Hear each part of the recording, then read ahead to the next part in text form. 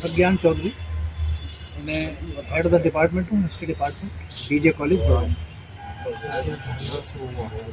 नहीं, धरना नहीं है। नहीं, धरना को लेकर क्या मामला है? नहीं, धरना नहीं है। ये एक अभियान है। डॉक्टर गोविंद बाबू का प्रकरण तो बाकी सभी लोगों को पता है कि ये इस कॉलेज पर एक माफिया का शिकंजा है, और ये 5 साल से इस माफिया की जो दरिंदों ने इस तरह से इतना परेशान इनको किया है। और इनकी जो कहानी है बेसिकली बहुत संक्षेप में मैं बता दूं कि इन्होंने दिगंबर जैन कॉलेज में जब अल्पसंख्यक दर्जा प्राप्त किया, माइनॉरिटी का स्टेटस प्राप्त किया, तो टीचर्स के ट्रांसफर रुके।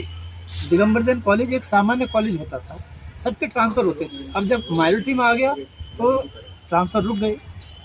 ये अलीगढ़ के रहने वाले हैं, ये जाना चाहते थे। इन्होंने अल्पसंख्यक दर्जे को चुनौती दी, एक मुकदमा चलाया आयोग ने, उससे ये नाराज हो गए वीरेंद्र सिंह जी, और इन्होंने गुमराह किया मैनेजमेंट को भी। और इन्होंने फिर प्लान किया कि इसको टारगेट किया जाए गोविंद बाबू को। और फिर आप देखिए कि इनके खिलाफ में पहले इनको सस्पेंड किया कि किसी महिला से उन्होंने रजिस्टर छीना था। पुलिस की इंक्वायरी आई, पुलिस की इंक्वायरी ने कहा कि सारे झूठे आरोप हैं, बढ़ा चढ़ा के किए गए हैं, क्योंकि इन्होंने मुकदमा किया हुआ है तो बदले की कार्रवाई की है। इनका निलंबन ही बदले की कार्रवाई थी, और पुलिस रिपोर्ट आने के बाद निलंबन वापस होना था, जो नहीं किया गया। और फिर एक नई योजना बनी, एक नया षड्यंत्र तैयार किया गया। महिलाओं का भी बहुत बुरा प्रयोग किया गया उसमें। 4-5 कुछ महिलाएं हैं जो उस ग्रुप की हैं, अगर उन्होंने जो है, अभी आप सोच के देखिए ये कितनी गंदगी इस शिक्षा संस्था के अंदर की। और फिर टीचर्स को जब पता चल गया कि डॉक्टर वीरेंद्र सिंह अपने प्रिंसिपल ऑफिस में गोविंद बाबू को यौन अपराधों में फंसाने जा रहे हैं, तो हमने वीसी को इन्फॉर्म किया लेटर लिखकर। 2020 के दिसंबर में लेटर ऑन रिकॉर्ड है कि वीरेंद्र सिंह गोविंद बाबू को फंसाएंगे और उनका चरित्र हनन कर रहे हैं, और लेकिन कोई कार्रवाई नहीं हुई। और फिर मार्च में जो हुआ, 8 मार्च एक काला दिवस है इस कॉलेज के लिए, 8 मार्च 2021 को इन गोविंद बाबू को प्रिंसिपल ऑफिस में, जबकि इनकी वाइफ और इनकी वाइफ की बहन की बेटी उपस्थित थी, उस समय इनके ऊपर आरोप लगाए गए 376, ठीक है, बलात्कार, हत्या के प्रयास के, और भी बहुत ही गंदे, मैं यहाँ बता नहीं सकता। आप प्रोसीडिंग्स पढ़िए कोर्ट की, इतनी गंदगी शिक्षा संस्था में, इतने गंदे घिनौने आरोप लगाए गए, और फिर वो सारे आरोप कोर्ट ने रद्द भी कर दिए। और आप सोचिए कैसी तो ये माफिया है, ये जैसे महिलाओं को किस तरह यूज कर रहे हैं। क्या इन्होंने उनको बंधक बना रखा है? क्योंकि वीरेंद्र सिंह के एक इशारे पे कोई एक गैंग कुछ भी करने को तैयार है, और उनके लिए सारे गलत काम होते हैं। उसके बदले में उनको, लोगों को, यहाँ ऐसे टीचर्स हैं 1 साल में 265 दिन छुट्टी पर रहते हैं। हम ये सारी जानकारियाँ, तो इन सारी जानकारी इकट्ठी कर रहे हैं। हम टीचर्स हैं, हम कोई जांच एजेंसी नहीं है। साक्ष्य जुटाना काम पुलिस का है और जांच एजेंसियों का है। हमारा काम है अवगत कराना। हम यहाँ भाड़े के मजदूर नहीं है, हम किसी के गुलाम नहीं है, बिल्कुल हमें यूपी गवर्नमेंट के हम अपॉइंटेड हैं। हम कोई भी गलत काम होगा सूचना देंगे, शासन को अवगत कराएंगे। अब हमारी डिमांड है सीबीआई की इंक्वायरी हो। हम नहीं कह रहे, हमने जो बात कही है गलत हो सकती है। सीबीआई इंक्वायरी करे, जांच करे सारे प्रकरणों की कि किसने कितने फर्जी काम किए हैं, और जो नतीजा है वो निकले।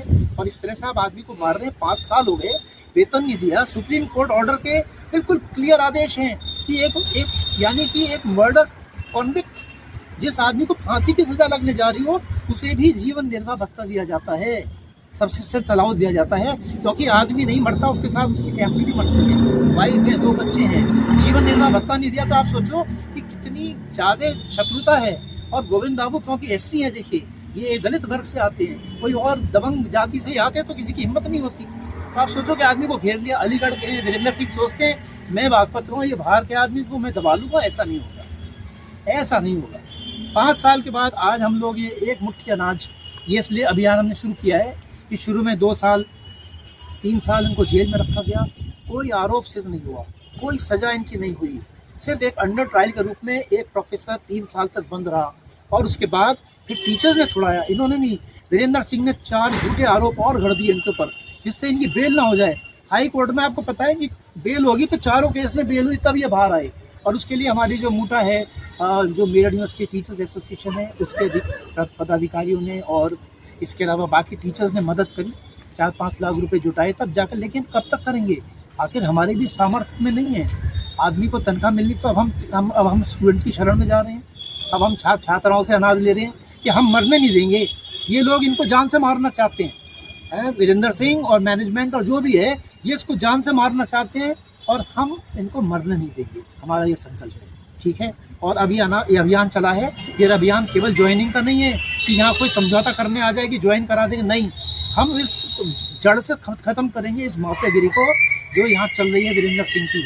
और अब क्योंकि कॉलेज में वो रिटायर होने के बाद भी एक बाल सदन एक संस्था है, वो भी जैन एसोसिएशन के अंडर में आती है, वहाँ बैठा रखा है उसको, वो वहाँ से ही माफियागिरी करता है।